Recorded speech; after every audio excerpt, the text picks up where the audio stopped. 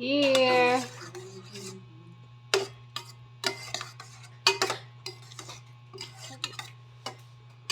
Tapos i-blender to siya, guys. Para sobrang pino talaga. Isang kulo lang to para ano yung malunggay, maluto yung malunggay.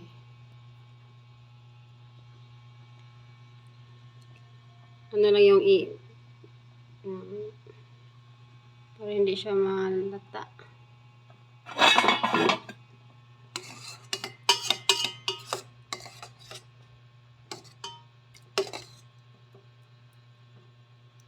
Luto na yung chicken. Dapat kasi maluto din yung chicken. Para pag blender, ma-blend din yung chicken.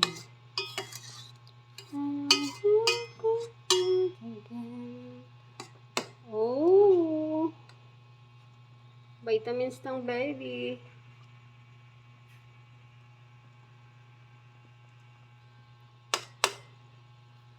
Takpan muna natin. Where is the finish, guys? Yung chicken, okay, lutong-luto na yung chicken. Tapos i-blender na natin. Good for 3 days to ni baby or whatever. Okay, hindi ko alam kung ilang araw to. Tignan ko lang. Kasi first time to, guys. First time ko nila ginawan siya ng ganito. Kasi first time ko na nakabili ng blender. I-blend ko na to. Tignan natin. Palamigin natin konti kasi mainit-init pa. Tsaka i-blend. O, diba? May ano na si baby, may protein, may vitamins na yung kinakain niya. Kasi puro lang ano, Cerelac. Minsan kakain siya sa mga kinakain ko. Kaya gusto ko na iba na naman. Iba naman yung matikman niya na may chicken. Tapos next time, fish na naman yung ilagay ko. Tapos pork, tapos beef, lahat ipatikim ko sa baby ko. Wala kasing ginagawa, nasa bahay lang. O di, magawa na tayo ng masarap na pagkain ni baby. Blender na siya, guys. Blender natin.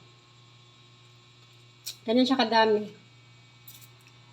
Tignan natin mamaya kung ilan yung makuha natin.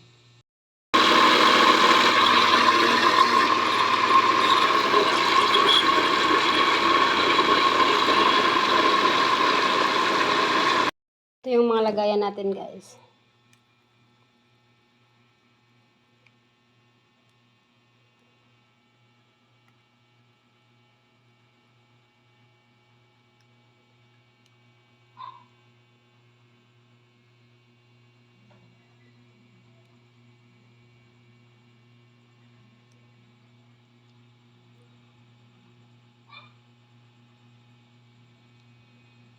Ito na siya, guys, ang finished product.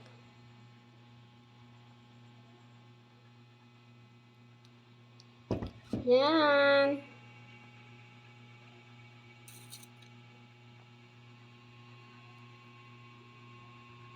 Good for 3 days din na baby. Kasi sa isang araw, isang beses na siya kakain din. Sa ano siya, 11. Kasi 6 months pa lang siya. Ay, 7 months pala.